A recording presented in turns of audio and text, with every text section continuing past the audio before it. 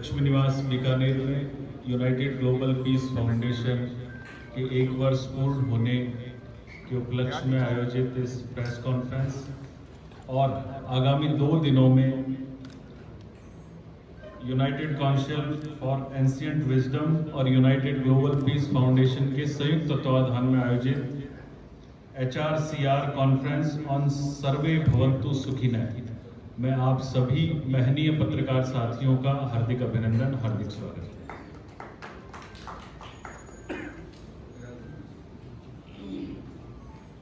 सर्वप्रथम मैं परिचय देना चाहूंगा। पीटर साहब तो आपके अपने हैं, आप सभी परिचित हैं। मेरे साथ में डॉक्टर विक्रांत सिंह जी तोमर हैं। विक्रांत सिंह जी तोमर G20 समिट में भारत का प्रतिनिधित्व कर चुके हैं। यूनाइटेड कॉन्शियसनेस के आप संस्थापक हैं। यूनाइटेड ग्लोबल पीस फाउंडेशन के निदेशक हैं, प्रधान सलाहकार। यूनाइटेड ग्लोबल पीस फाउंडेशन आज से जब 1 वर्ष पहले शुरू हुआ तो इस शुरुआती यात्रा 1 वर्ष की यात्रा से आपको रूबरू कराना चाहूंगा। पिछले वर्ष 18-19 अक्टूबर को जैसलमेर में सूर्यागढ़ की धरती पर यूनाइटेड ग्लोबल पीस फाउंडेशन एक ऐसी संस्था, एक ऐसा संस्थान सेवा परमो धर्म के आधार पर सेवा को मूल मंत्र मानते हुए शिक्षा के क्षेत्र में, रोजगार के क्षेत्र में, धरोहर संरक्षण के क्षेत्र में, पर्यावरण के क्षेत्र में, प्रकृति संरक्षण के क्षेत्र में अनूठे और गरीब कन्याओं के विवाह के लिए, प्रतिभाशाली खिलाड़ियों को प्रोत्साहन देने के लिए यूनाइटेड ग्लोबल पीस फाउंडेशन ने पिछले 1 वर्ष में सेवा करते हुए अनेकानेक इस तरह के कार्य किए। पिछले 1 वर्ष में लगभग 325 से अधिक बेटे बेटियां जिनके की पिता नहीं है या माता पिता की आर्थिक स्थिति ठीक नहीं है, जो सरकारी नौकरियों में जाना चाहते हैं, पढ़ लिख कर उन कुर्सियों पर पहुंचना चाहते हैं जहां से देश की नीतियां क्रियान्वित होती हैं, नीतियां बनती हैं। अब तक पिछले 1 वर्ष में 325 बेटे बेटियों को गोद लिया जा चुका है, जिनकी कंप्लीट कोचिंग फीस, चाहे वो RS ट्राई करना चाहे, चाहे IAS ट्राई करना चाहे, चाहे अन्य प्रशासनिक किन्हीं भी सेवाओं में जाना चाहे, उनकी complete coaching fees, complete hostel fees, रहना खाना सहित 325 बेटे बेटियों को गोद यूनाइटेड ग्लोबल पीस फाउंडेशन के द्वारा लिया जा चुका है, जो जयपुर में रह, दिल्ली में रह, इवन कुछ एक छात्र छात्राएं विदेश में भी उच्च शिक्षा के लिए यूनाइटेड ग्लोबल पीस फाउंडेशन के द्वारा उन्हें उच्च शिक्षा के लिए भेजा गया है। साथ ही साथ अभी पिछले महीने अगस्त के महीने में 100 ऐसे बालकों को स्किल्ड इंडिया हाथ का हुनर सिखाने के तहत होटल इंडस्ट्री में अप्रेंटिसशिप कोर्स की हाथ का हुनर सीख लें, चाहे वो कुकिंग क्षेत्र हो, चाहे फूड एंड बेवरेज, चाहे हाउसकीपिंग, चाहे फ्रंट ऑफिस, विभिन्न क्षेत्रों में। इस दौरान उन्हें होटल के द्वारा 10,000 रुपए प्रति माह स्टाइपेंड के साथ साथ रहना और खाना, और फाउंडेशन के द्वारा 3 साल कोर्स पूरे होने पर 15,000 रुपए प्रति माह के हिसाब से अलग से उन्हें एक राशि दी जाएगी, ताकि भविष्य में वो अपना कोई छोटा मोटा व्यवसाय, रेस्टोरेंट खोलना चाहें तो उन्हें एक बड़ा संबल मिलेगा और मदद मिलेगी। रोजगार से लोगों को मजबूत करने के लिए फाउंडेशन के जो 2 प्रमुख उद्देश्य हैं, शिक्षा से नई पीढ़ी को शैक्षिक संबल देना और बेरोजगारी दूर करना, रोजगार से मजबूत करना। पर्यावरण के क्षेत्र में फाउंडेशन की सहयोगी संस्थान धुन लाइफ प्रोजेक्ट ने वो अनूठा, अद्वितीय और अनुकरणीय कार्य करके दिखाया है, जो कि पूरे भारतवर्ष में एक मिसाल है, एक प्रेरणा है। जयपुर के पास झाबड़ ग्राम में, जयपुर से लगभग 35 किलोमीटर दूर झाबड़ ग्राम में एक बंजर जमीन के ऊपर, जहां हवा में नमक घुलता था, इंसान पशु पक्षी भी नहीं जाते थे, उस लगभग 800 बीघा जमीन पर धुन लाइफ प्रोजेक्ट के द्वारा लगभग 3 लाख से अधिक पौधे लगाए गए और पौधे पिछले 10 सालों में एक बड़ा जंगल का रूप ले चुके हैं और बरसाती पानी से वाटर हार्वेस्टिंग टैंक बनाए गए, तालाब, फार्म पॉन्ड बनाए गए कि आज बरसात का पानी इतना संग्रहित किया जा चुका है कि पूरे जयपुर शहर को 2 दिन पानी की पेयजल आपूर्ति की जा सकती है। ये पर्यावरण के क्षेत्र में, जल संरक्षण के क्षेत्र में कार्य करके दिखाया और इस अद्वितीय अनुकरणीय कार्य की बदौलत कतर सरकार के कतर फाउंडेशन और ब्रिटेन के राजा किंग चार्ल्स के किंग्स फाउंडेशन ने उस धुनलाई प्रोजेक्ट, जो कि यूनाइटेड ग्लोबल पीस फाउंडेशन की सहयोगी संस्था है, के साथ में मिलकर आने वाले वर्ष में भारतवर्ष में पर्यावरण के क्षेत्र में, जल संरक्षण के क्षेत्र में, प्रकृति संरक्षण के क्षेत्र में कार्य करने के लिए ब्रिटेन के राजा किंग चार्ल्स के फाउंडेशन ने यदि अगर भारत के किसी एकमात्र संगठन को चुना है तो वो धुन लाइफ प्रोजेक्ट है, जो यूनाइटेड ग्लोबल पीस फाउंडेशन की सहयोगी संस्था है। इस फाउंडेशन की लॉन्चिंग पिछले वर्ष 18-19 अक्टूबर को जैसलमेर में की गई, नेशनल लॉन्चिंग। उसके बाद महाकाल की नगरी उज्जैन में 15 फरवरी इसी साल 15 फरवरी 2025 को मध्य प्रदेश के मुख्यमंत्री डॉक्टर मोहन यादव जी सहित कैबिनेट के लगभग आधा दर्जन मंत्रियों और 22 से अधिक देशों की प्रतिनिधियों की मौजूदगी में इस फाउंडेशन की ग्लोबल लॉन्चिंग की गई। इसके पश्चात फाउंडेशन की इंटरनेशनल लॉन्चिंग 5 अक्टूबर को फाउंडेशन के चेयरमैन आदरणीय मेघराज सिंह जी साहब और निदेशक विक्रांत सिंह जी तोमर ने ब्रिटेन की पार्लियामेंट हाउस ऑफ कॉमन्स में इस फाउंडेशन की इंटरनेशनल लॉन्चिंग की, जहां ब्रिटेन के जनप्रतिनिधि और प्रमुख व्यवसायी, प्रमुख उद्योगपति, विभिन्न क्षेत्रों के अनेक नामचीन हस्तियां मौजूद थी। फाउंडेशन के द्वारा अंतर्राष्ट्रीय महिला दिवस का चाहे कार्यक्रम हो, चाहे पर्यावरण दिवस पर प्रकृति को जानने के लिए देश के उन नामचीन पर्यावरणविदों, उन नामचीन पद्मश्रियों की मौजूदगी में पर्यावरण दिवस पर कार्य किया गया। एक विचार गोष्ठी की गई, जो कि जिन्होंने की अलग अलग क्षेत्रों में खेती के माध्यम से पर्यावरण के लिए वो विधाएं, वो तकनीक इजाद करके दी है, जिनके लिए भारत सरकार ने उन्हें पद्मश्री दिया। पद्मश्री डॉक्टर सुंडाराम जी, पद्मश्री लक्ष्मण सिंह जी लापोड़िया मौजूद थे। साथ ही साथ फाउंडेशन के द्वारा भारत के वो महान लेफ्टिनेंट जनरल सगत सिंह जी, जो कि इसी बीकानेर क्षेत्र से ही आते हैं, जो कि बांग्लादेश के, अगर उन्हें सृजनकर्ता भी कहूं तो अतिशयोक्ति नहीं होगी, उन विपरीत परिस्थितियों में मेघना नदी को पार करते हुए लेफ्टिनेंट जनरल सगत सिंह जी ने जिन परिस्थितियों में जो कार्य करके दिखाया, न भूतो न भविष्यति, 93,000 युद्ध बंदियों का एक साथ आत्मसमर्पण करना, पाकिस्तान के 2 टुकड़े कराने में बड़ा योगदान देना और आर्मी के सैन्य पाठ्यक्रम में पढ़ाए जाने वाले जनरल सगत सिंह जी, जिनकी विस्मृत कर दी गई गाथा से और फौज से आने वाली पीढ़ियों को, फौज की महान कार्यों से आने वाली पीढ़ियों को रूबरू कराने सहित आइए बुद्ध को जाने, गौतम बुद्ध, अंबेडकर वेलफेयर सोसाइटी में गौतम बुद्ध की महिमा से आने वाली नस्लों को अवगत कराने के लिए इस तरह के विभिन्न कार्यक्रम पिछले 1 वर्ष में यूनाइटेड ग्लोबल पीस फाउंडेशन के द्वारा किए गए। आज 10 अक्टूबर और कल 11 और 12 अक्टूबर को 2 दिवसीय ये कार्यशाला यहाँ पर, इस कार्यशाला के बारे में विस्तृत से जानकारी के लिए मैं विक्रांत सिंह जी से कहूंगा। उससे पूर्व एक बात कह के अपनी बात को कंक्लूड करूंगा कि आने वाले समय में रोजगार से मजबूत करने के लिए राजस्थान के हर एक बेटे बेटी को, क्योंकि राजस्थान इस तरह की कुदरत ने नेमतों से नवाजा है, राजस्थान को साधन संसाधनों से नवाजा है कि राजस्थान का कोई भी बेटा बेटी यहाँ आर्थिक रूप से कमजोर नहीं रह सकता।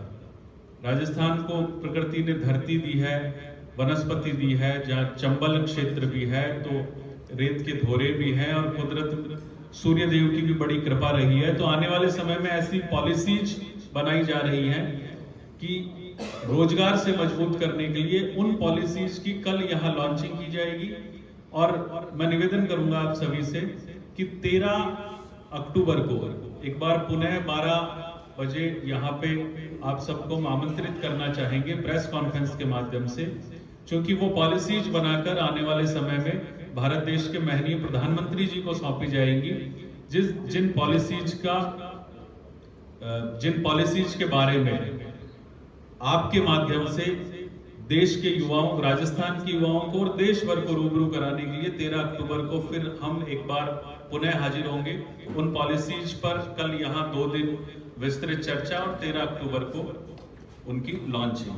अब मैं डॉक्टर विक्रांत सिंह जी तोमर से अनुरोध करूंगा कि आगामी 2 दिनों में जो कॉन्फ्रेंस होने जा रही है और कॉन्फ्रेंस में जो माननीय अतिथि भाग लेंगे और कॉन्फ्रेंस का क्या मॉडल होगा, उस बारे में डॉक्टर विक्रांत सिंह जी तोमर आप सभी को बताएंगे।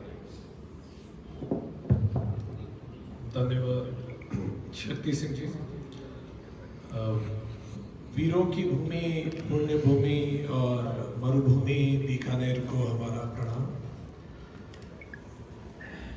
ये जो 2 दिवसीय नेशनल कॉन्फ्रेंस यहाँ हो रही है, इसका विषय है सर्वे भवन्तु सुखिनः।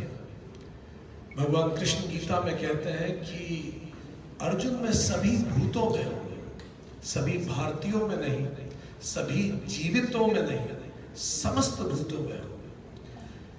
इसी विचार को आगे बढ़ाते हुए सर्वे भवन्तु सुखिनः, हर व्यक्ति प्रसन्न रहे, सर्वे सन्तु निरामयाः, सर्वे भद्राणि पश्यन्तु मा कश्चित् दुख भाग भवेत्, किसी के भाग्य में दुख ना हो।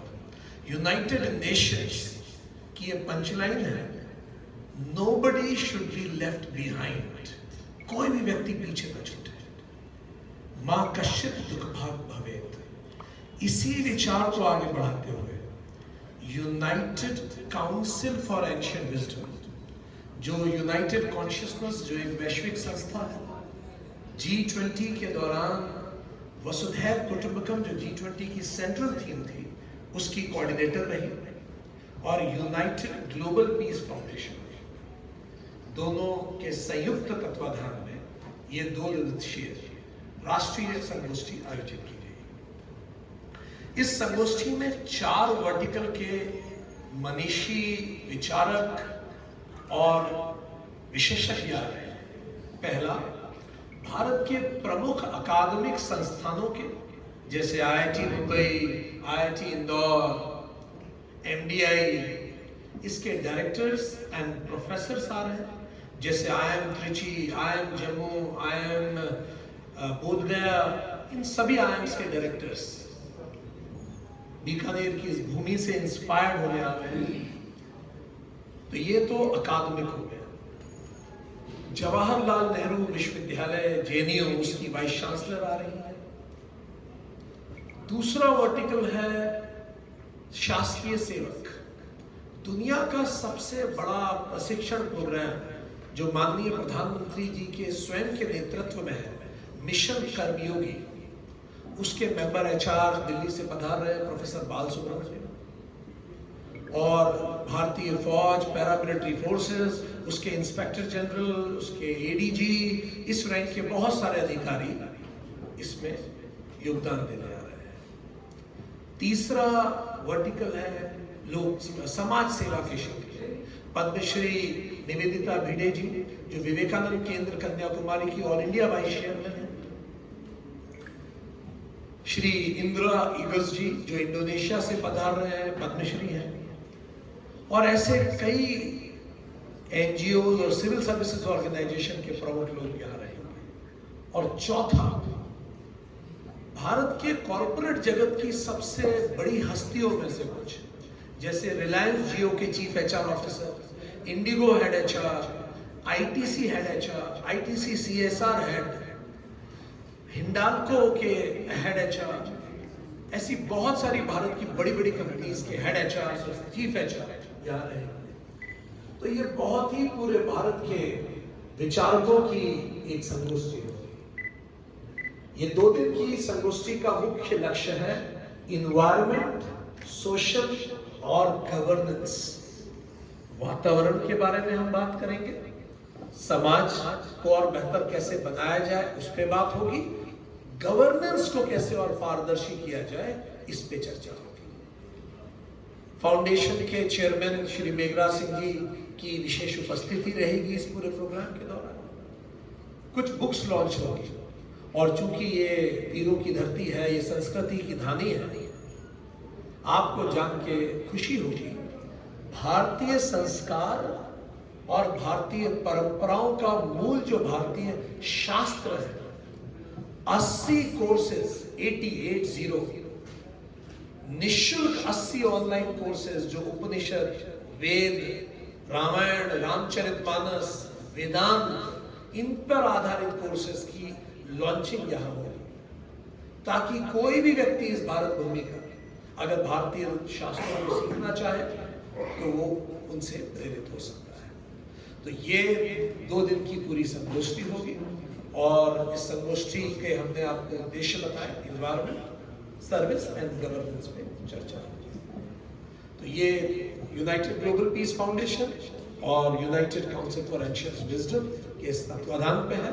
सर्वे भवन्तु सुखिनः इसका मूल मंत्र है जिस पर यह संगोष्ठी हो रही है। अब आप में से किसी के मन में कोई भी प्रश्न हो, किसी भी तरह का विचार आपके मन में हो, आपका स्वागत है। सर, आपने जो पारदर्शिता की गुड गवर्नेंस में पारदर्शिता की बात की, उसको थोड़ा इलाबोरेट कीजिए, उसको थोड़ा सा। बहुत सुंदर आपने बात कही। वर्ल्ड बैंक ने बार बार ये बात को उठाया है कि गुड गवर्नेंस होना चाहिए। भारतीय पृष्ठभूमि में जो पूरा प्रोग्राम हो रहा है 2 दिन की संगोष्ठी, इसका आधार है प्राचीन भारतीय ज्ञान। सो प्राचीन भारतीय ज्ञान गुड गवर्नेंस के बारे में क्या कहता है उस पे परिचर्चा होगी। क्योंकि ऐसा तो नहीं कि गुड गवर्नेंस पहली बार हमें WHO ने, वर्ल्ड ट्रेड ऑर्गेनाइजेशन ने या फिर वर्ल्ड बैंक ने सिखाया। ये 5000 साल पुरानी सभ्यता है। हमारे यहाँ महाभारत का शांति पर्व है जिसमें गुड गवर्नेंस की बात होती है। हमारे यहाँ गुड गवर्नेंस की बात रामचरितमानस में होती है। जब भरत जी से मिलने जब भरत जी राम जी से मिलने आते हैं कि आप वापस चलिए चित्रकूट में, तो राम जी 50 प्रश्न पूछते हैं। हम मैनेजमेंट के प्रोफेसर हैं, हमने हमारे जीवन में गुड गवर्नेंस पे उससे बेहतर प्रश्न कभी नहीं सुने। उन सारे प्रश्नों पर चर्चा होगी और चर्चा ये सब मिलकर करेंगे। भारतीय मॉडल क्या है गुड गवर्नेंस का, तो उन सब पे चर्चा होगी। हम हमारा मॉडल प्रस्तुत करेंगे दुनिया के साथ।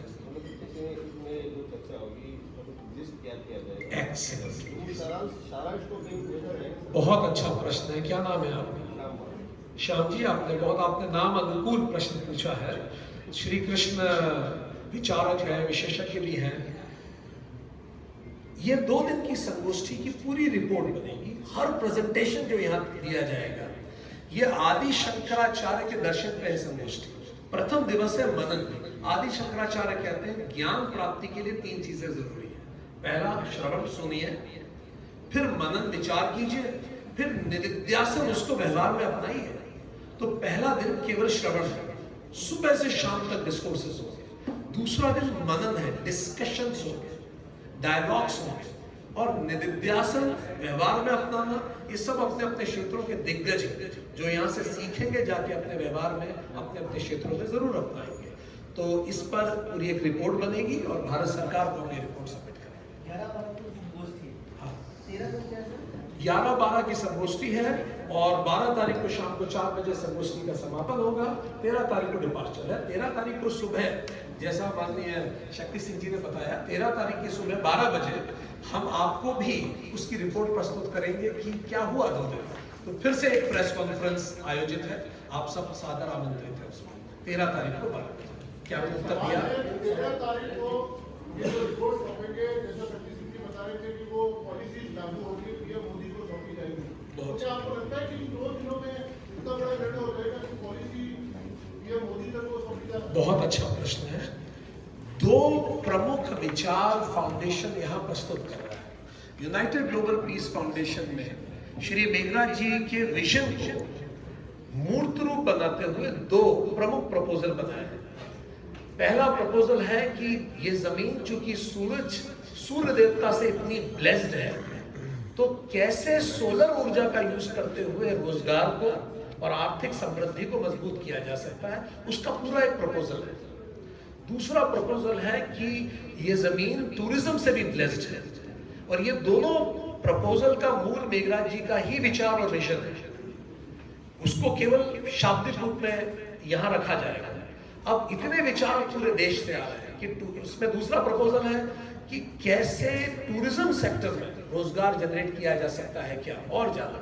ये दोनों प्रपोजल रखे जाएंगे इन 40 विशेषज्ञों के सामने। उन विशेषज्ञों के भी इनपुट्स इसमें लिए जाएंगे और प्रपोजल को और रिफाइन किया जाएगा, ताकि उनके ज्ञान, उनके अनुभव से भी हम सीख सकें। फिर वो प्रपोजल माननीय प्रधानमंत्री को दिया जाएगा, और जब प्रपोजल दे दिया जाएगा तो जैसे शास्त्रों में कहते हैं, यज्ञ में इदन्नमम, अब ये मेरा नहीं है, हमारा कर्तव्य है विचार करके पूरे भारत से जानकारी लेकर माननीय प्रधानमंत्री तक विचार रखना। फिर उनके पास उनका विजन है, अगर उन्हें उचित लगता है तो ये विचार अपना के पूरे देश में लागू होगा। यही हमारी काम है। तो मतलब ये माने ग्रीन एनर्जी और टूरिज्म दो विषय पे ही फोकस रहेगा। बिल्कुल सच बात है, बिल्कुल सच बात है। जैसा अभी माननीय प्रधानमंत्री ने कहा, टेररिज्म नहीं, टूरिज्म भविष्य है। यस, एक सवाल मेरे था कि जैसे आप कह रहे थे कि अच्छा CSR की कंपनियां भी यहाँ आएगी, हाँ जी, तो उनसे अपन सर्वे भवन्तु सुखेन का क्या अभिप्राय है? क्योंकि बहुत सब अपने सुंदर। कंपनियों के लिए डेडिकेटेड होती है। क्या नाम है आपका? प्रमोद आचार्य। प्रमोद जी ने जो बात कही, प्रमोद शब्द का अर्थ ही है, पीछे भी प्रमोद जी बैठे हैं, प्रमोद का अर्थ ही है विशिष्ट आनंद होगा। तो बड़ा अच्छा आपने प्रश्न पूछा है। भारत सरकार के नियम के अनुसार हर कॉर्पोरेट को 2% उनका खर्च करना होता है समाज सेवा में, और यहां भारत की दिग्गज कंपनीज है। तो यहां जब इस चीजों पे चर्चा होगी कि कहां कहां खर्च किया जा सकता है, क्या क्या हो सकता है, foundation, United global peace foundation के प्रपोजल पे भी चर्चा होगी, तो निश्चित तौर पे हो सकता है वो कंपनीज भी कुछ विचार लेके यहां से जाएं और देश का हित हो। क्योंकि यहाँ भारत की सबसे बड़ी कंपनीज आमंत्रित हैं, उनके CSR हेड्स आमंत्रित हैं, चीफ HR हेड्स आमंत्रित हैं। तो यहाँ जैसे हमने आपको बताया, यहाँ जितने लोग आमंत्रित हैं, सब हम कह भी रहते हैं कल किसी को, सब अपने अपने जगह जहाँ हैं, वो जहाँ भी जाते हैं वो चीफ गेस्ट होते हैं। यहाँ सभी समान हैं, और यहाँ ना कोई श्रोता है मात्र, ना कोई वक्ता है मात्र, सभी वक्ता हैं, सभी श्रोता हैं। ऐसे पूरे भारत से 40 लोग चुन के आज यहाँ रहेंगे। हमने उत्तर दिया। ग्रीन एनर्जी की सर आपने बात करी, ग्रीन एनर्जी को लेके बहुत बड़ा डेवलपमेंट यहाँ पे हो रहा है, और मुझे तो ऐसा लग रहा है कि शायद हमारे घरों तक जो है वो ग्रीन एनर्जी सोलर, जिसका रिप्रेजेंटेटिव मॉडल कहते हैं, वो घरों तक पहुँच जाएगा। शायद सड़कें भी खाली नहीं रहेगी, और इस चक्कर में खेजड़ी का भी स्वाहा हो गया। खेजड़ी के सब्स्टिट्यूट में सरकार ने शायद ऐसी कोई पॉलिसी लगाई नहीं है, या कंपनियों ने उसको एग्जीक्यूट नहीं किया है। तो इसका दंश भी तो भुगतना पड़ेगा, इस पर भी कुछ विचार विमर्श होगा, या केवल ग्रीन एनर्जी तक हम राजी हो जाएं? चूंकि ये प्रश्न राजस्थान की पृष्ठभूमि से है, तो हम शक्ति सिंह जी को आमंत्रित करेंगे इसका उत्तर देने को। आप राजस्थान से ही आते हैं। मेरा निवेदन ये रहेगा, जैसा कि मैंने कहा कि 13 तारीख को हम जो कॉन्फ्रेंस करेंगे, इन सारी चीज़ों पे उस समय डिस्कशन, सवाल जवाब करें तो ज़्यादा बेहतर है। क्या पता हमारा सर जब सवाल जो है वो शायद आपके उसमें आ जाए और हमें अच्छा जवाब मिल जाए। बिल्कुल। एक बात हम जरूर कहना चाहेंगे। यूनाइटेड कॉन्शियसनेस के प्रोग्राम के तहत हमने यूनाइटेड नेशंस हेडक्वार्टर को जब एड्रेस किया, तब भी इस तरह की बातें, जिनेवा की ये बात है, काफी उभरी थी कि भारत सस्टेनेबिलिटी के लिए क्या कर रहा है, ग्रीन एनर्जी और सब तरफ। हम हर मंच पे ये कहते हैं, हम फिर से कहना चाहेंगे, भारत में जैसे राजस्थान की संस्कृति ही सस्टेनेबल संस्कृति है, अगर हम उसी को और इवॉल्व करें, अमेरिका में एक छत के नीचे एवरेज 2.4 लोग रहते हैं, भारत में एक छत के नीचे 5 लोग रहते हैं। अब आप सोचिए, अगर भारत के रहने का पैटर्न अमेरिका जैसा हो जाए और एक छत के नीचे 2.5 लोग रहने लगे केवल, तो आज भारत में जितने मकान हैं उतने मकान और बनाने पड़ेंगे, कितना कंक्रीट, कितना सीमेंट लगेगा। भारत तो सस्टेनेबल लिविंग का जीता जाता उदाहरण है, पर ये बातें हमें दुनिया के सामने रखने की जरूरत है। इसीलिए ये संगोष्ठी में और इस बारे में डिटेल में चर्चा होगी। कितने लोग इस संगोष्ठी में शामिल हो रहे हैं और कौन कौन हो रहे हैं मतलब? ओके, सो कोई शामिल होना चाहे तो कैसे हो सकता है कोई संगोष्ठी? धन्यवाद आपके प्रश्न का। ये संगोष्ठी चूंकि राष्ट्रीय महत्व की है, इसमें चारों वर्टिकल जो हमने आपको बताए, जैसे कोल इंडिया भारत का सबसे बड़ा पीएसयू है, कोल इंडिया की 8 सब्सिडरीज है पूरे भारत में, उन सारी सब्सिडरीज का हेडक्वार्टर कोल इंडिया के, उसके डायरेक्टर पर्सनल इसमें शामिल हो रहे हैं, आईटीसी के डायरेक्टर एचआर इसमें, ये चीफ एचआर इसमें है, और हिंडाल्को चीफ एचआर है, फिर हम मध्य प्रदेश पुलिस एकेडमी के, मध्य प्रदेश पुलिस के एडिशनल डायरेक्टर जनरल हैं, सीआरपीएफ के इंस्पेक्टर जनरल हैं, इंडियन कोस्ट गार्ड के इंस्पेक्टर जनरल हैं, और इस रैंक के बहुत सारे अधिकारी इसमें शामिल हो रहे हैं। दूसरी बात कि क्या इसमें भाग कैसे लिया जा सकता है, क्योंकि इसकी प्रक्रिया 1 साल पहले फिक्स हुई थी, 1 साल पहले ही आमंत्रण भेजे गए थे, तो अब ये क्लोज हो गया है। सो 6 महीने पहले ही इसके आमंत्रण क्लोज हो गए थे, तो अब ये एक क्लोज्ड संगोष्ठी हो गई है। जी, आमंत्रण आपने भेजे कि आपने चॉइस पे भेजा? हाँ, अभी हम वही विचार कर रहे थे। आमंत्रण हमने भेजे थे 80 लोगों से, और 80 के 80 लोगों ने एक्सेप्ट किया था, पर यहाँ 40 आ रहे हैं। उसका कारण यह है कि आमंत्रण करना हमारा अधिकार है, पर अनुमति देना भगवान महाकाल और करणी देवी का अधिकार है। तो हो सकता है कि करणी देवी ने उन्हीं 40 को अनुमति दी, क्योंकि कई लोगों के राज्य में ऐसा हुआ कि मुख्यमंत्री की विजिट हो गई तो नहीं आ पाए, कहीं मुख्यमंत्री कहीं चले गए वो नहीं आ पाए, किसी की तबीयत खराब हुई, तो हमें ऐसा लगा आमंत्रण हमारा था, अनुमति करणी देवी माता का था, तो जिनको अनुमति मिली वो 40 आ रहे हैं। यूजीपीएफ का मूल उद्देश्य मानव कल्याण, सेवा प्रबोधन, और जैसा कि आईएएस आईपीएस जो कॉम्पिटिटिव एग्जाम्स हैं उनके लिए हेल्प भी कर रहे हैं। यूजीपीएफ का मूल उद्देश्य, जैसा मेघराज सिंह पहली बार चर्चा हुई थी, मूल उद्देश्य मानव कल्याण की बात है, और उसके लिए देश के लिए इंफ्रास्ट्रक्चर डेवलपमेंट करने की बात है, और अच्छे युवा तैयार करने की बात है। इस कार्यक्रम का जो 2 दिन का कार्यक्रम है उसके पीछे यही थीम है basically. United global peace foundation, जिसके चेयरमैन श्री मेघराज सिंह जी हैं, शब्द इसका नाम ही इसका मिशन है। यूनाइटेड का मतलब अकेले से नहीं हो पाएगा। मेघराज जी तो हमारे ख्याल से जब से हम उन्हें जानते हैं लगातार पूरा जीवन समर्पित कर कर समाज सेवा में लगे हुए हैं, पर एक अकेला व्यक्ति कितना करेगा।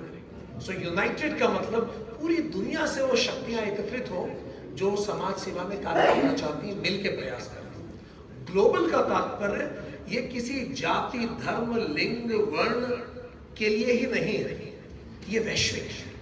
जैसे अभी ऑस्ट्रेलिया में United global peace foundation register हुई है, यूएस में प्रोग्राम हुआ, लंदन में प्रोग्राम हुआ, 6 महाद्वीप में इसके प्रोग्राम हो गए। इसकी गूंज जो जैसलमेर में शुरू हुआ, इसकी गूंज पूरी दुनिया सुन रही है और सुनेगी भी। सो ये ग्लोबल है, सभी के लिए।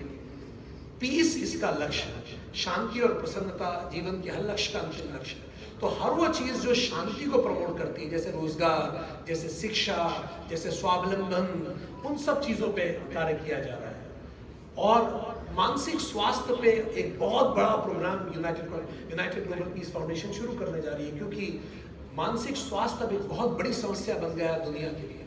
और आखिरी फाउंडेशन मेघराज जी व्यक्तिगत रूप से बहुत सालों से करते रहे, पर अब ये संगठनिक रूप से स्ट्रक्चर्ड प्रयास है। सो निश्चित तौर पे वही विजन है, पर अब एक बड़े मैग्नीट्यूड पे। शक्ति सिंह जी और ऐड करना चाहे इसमें? बच्चों को जो गोद लिया है, मतलब ये इसी साल, जो पिछले साल तो अपनी स्थापना हुई है, 1 साल में हमने 125 को गोद लिया है, तो अभी उनसे तो रिजल्ट की तो क्या उम्मीद की जा सकती है? मतलब अब 1 साल के 325 हो गए, अब नेक्स्ट जो सेशन में और बच्चों को हम ऐड करेंगे, वो 325 लड़के कंटिन्यू रहेंगे जो गोद लिए हैं, नए इसमें ऐड हो जाएंगे। मतलब इस साल का कोई टारगेट फिक्स किया है? देखिए, जो मेधावी प्रतिभावान बालक बालिकाएं हैं और जो साधन संसाधन के अभाव में घरों तक सीमित थे, या उनके मन में ये ख्याल नहीं आ जाए कहीं भविष्य में आगे चलकर कि मेरे माता पिता की यदि अगर हैसियत होती तो मैं भी प्रशासनिक सेवाओं में जा सकता था, तो वो कूदड़ी के लाल उनको अपने गांव से निकलकर और प्रशासनिक सेवाओं में पहुंचे जहां से देश की नीतियां बनती हैं, और ये जो भेदभाव, ये जो असमानता है उसे दूर करने के लिए, समानता स्थापित करने के लिए, और जो हमारी पुरातन समय से जो परंपराएं थी, जो व्यवस्थाएं थी, एक सकारात्मकता, इस वर्तमान समय में एक सकारात्मक माहौल स्थापित करने का प्रयास, और न सिर्फ इसी वर्ष बल्कि आगे भी, आगामी वर्षों में भी वो मेधावी और प्रतिभावान बालक बालिकाएं, चाहे वो किसी भी जाति से आए, मजहब से आए, धर्म से आए, क्षेत्र से आए या संप्रदाय से आए, उन्हें एक उचित प्लेटफॉर्म देना आने वाले वर्षों में भी ये लगातार क्रमबद्ध तरीके से जारी रहेगा। और फिलहाल तो चूंकि एडमिशन्स की अगर बात करें तो एडमिशन का टाइम मोस्टली जुलाई अगस्त तक एडमिशन्स हो जाया करते हैं, लेकिन कुछ एक बालक बालिकाएं जैसे जैसलमेर क्षेत्र की बात करें या डूंगरपुर की या सुदूर मरुस्थलीय क्षेत्र से ऐसे बालक जो कि प्रतिभावान हैं, अभी भी अगर ऑफिस में, फाउंडेशन के जयपुर स्थित ऑफिस में पहुंचते हैं और वो उचित पात्र लगते हैं इन सबके, तो उनकी मदद की जाती है, उन्हें पूरा 3 वर्ष के लिए गोद लिया जाता है।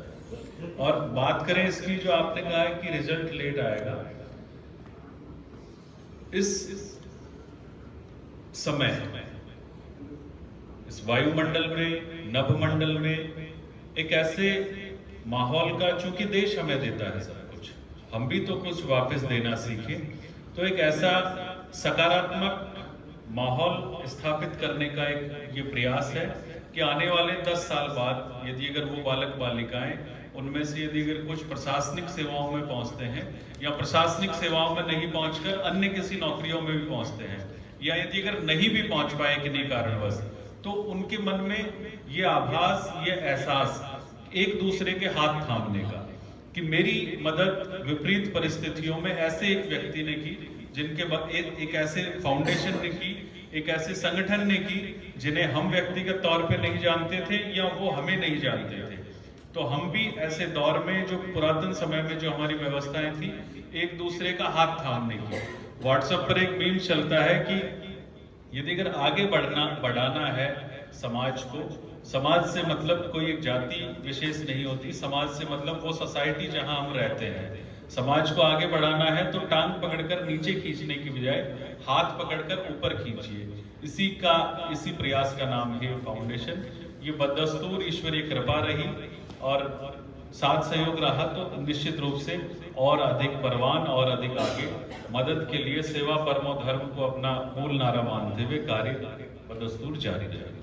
UGPF की 1 साल पहले यही कॉन्फ्रेंस हुई थी सामने वाले प्रांगण में, और मैं मौजूद था, आप भी थे। उस वक्त आपने एक कार्ड भी सबको प्रोवाइड करवाया था जिसमें मेल आईडी थी, और ये कहा गया था कि जो भी ज़रूरतमंद हो, अगर आपके माध्यम से कुछ करना चाहता है तो स्वागत है।